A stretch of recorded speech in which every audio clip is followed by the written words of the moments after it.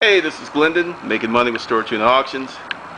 As part of the webinar training course, it's the Craigslist webinar, one of my students, we worked out a plan on how to sell out of a storage unit when you don't have a lot of space or you live in an apartment. To give you the best information possible, I went ahead and worked with a friend, and I am currently selling stuff out of a storage unit, so you get real-time information on what's going on, how to deal with customers, and marketplace dynamics. Just to show you how we have this set up, we'll turn this around. Okay, there you go. Got a little picture there, got some tables, got that. Nice bar, table set, toucan, little bistro set. And a great table set if it didn't have all this little damage on it. And this huge sectional. And some art. That's what we got going on in here. Just leaving the storage unit and just going to give you some insights on how to deal with customers. Hold on. Let my window up. It is a beautiful day here in Atlanta, Georgia. It's like 78 degrees. Kind of crazy. Okay, when you are dealing with Craigslist customers, everyone's going to try to get a super deal. I have no problem with that. That's just good business. Oh, hold on, I got a truck. He's trying to run me over. And, aha, the BMW wins again. All right.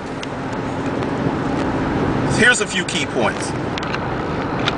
Number one, you want to make sure that you and the customer are on the same page when you make the sale. Now, what does that mean? I'll give you a role play phone call. Customer calls, hey, I like that item you have. You're just like, okay. Say you're asking $250, and they say, well, you take $200. I'll come get it for $200. Okay, that is a lie. They have no intention of paying you $200. When they come in, well, let me backtrack. Chances of that being a lie very great. Not always, but very great. Some of the things, they're going to come in and then they're going to start depreciating the item. Whatever nick, crack, dust, evil spirit that may reside in the item, they're going to break it down. Now, know this beforehand to protect yourself. So that's why you want to set your price accordingly. Back to the role play. Well, I'm looking at the table. It's got this little scratch on it. I know there is no acknowledgement of the 200. Would you take 150? We've already come down from 250 down to 150. That speaks to you must be desperate. Also, a little further on, you got to know how to price your items. If it's a commodity that they can get anywhere and you've done your correct pricing, you shouldn't go through that. So that goes back to research and proper pricing, which I did on this item, and they still tried it. And no, this call dad, make sure you're happy. Dad's not there. He really can't give any input because he's not there. So long story short, they end up pissing me off. This will happen because I was willing to sell it at a minimum of $185. I had priced it at $250, but you got to give yourself some wiggle room. And based on marketplace research, that table knew was going for $500 or a low 400s. So you're getting it for half, and it's a great deal. Now, I just placed this ad up 2 hours ago, and this is the first person that I met. Let's talk about why I did not sell it for the 150. Well, they saw some more damage, and then it was like, oh, it would have to be 195. One, I know what I have. Two, I received 15 phone calls. 3, I'm going to probably sell it tomorrow to someone less picky for more money. Also, you got to give yourself a little time to sell certain items.